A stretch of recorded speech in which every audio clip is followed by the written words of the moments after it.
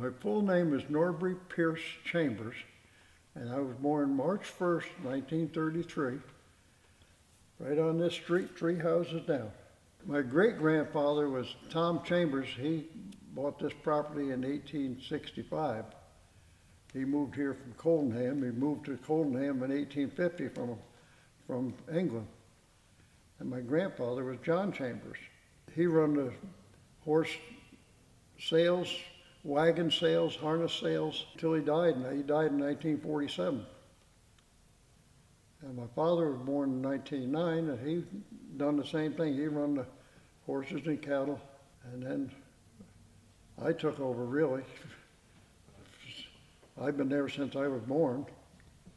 I can remember my father saying when I was 10 years old, "You're old enough to get up and milk in the morning." I got up at 4:45 every morning from 10 years old on. We milked the cows before we went to school. Then we'd done it at night again, 7 days a week. Father sold workhorses for the farmers. Well, that went good until as soon as the war ended, they started building tractors, and they become plentiful. They couldn't buy tractors during the war, and they become plentiful, and the workhorses just went out of style, you know. So I was fooling with tractors, and I decided to sell some tractors. Companies come after me, wanted the location because they knew it was a good location. They wanted me to be in the business there. I had 3 offers, and I chose the Ford company. This village was so nice. There was 10 gas stations in this town. There was 5 full-time barbers. There was 3 butcher markets. There was Grand Union, dry goods store, pharmacy downtown, everything. Seniors department store. Gorson Osterhout had a big meat market in what we call the Grange Hall. Downtown you had Pompacopio. You had Irwin Schmidt. Hewitt's Market would become Irwin Schmidt. Down there where Wildfire is, there was a dry cleaner downtown. There was a printing press down there. Dan Taft had printing business. Everything was in town. Never thought of going out of town to shop. You had a Grand Union. You got your clothes here. You got your groceries here. And most of the food was from the farms. Right. Every farm village had a Grange Hall. We went there 2 nights a month. They had square dances in Montgomery, 2 nights a month in Plattekill, Otisville, all of them, Pine Bush, all the towns. We'd go to the different towns. There was about 3 square dances a weekend, and we used to go dancing. Everybody did. Railroad Avenue was. You had George Coe, the first building here. He had feed and coal. The next building's over where Brescia Coal, Feed and Lumber. It was busy. The building that I used on the other side of the tracks, Right. that was the GLF feed store, Grange League Federation, GLF, owned by the Grangers. It was a cooperative for feed. And then later on they sold out, and Agway come to town and built down by Mill Street there. The old bandstand sits where the new one is now down there. It's set closer to the road, Right. where they got the patio in the front. Tuesday nights, people would go down there and park their cars at 5 o'clock so they get a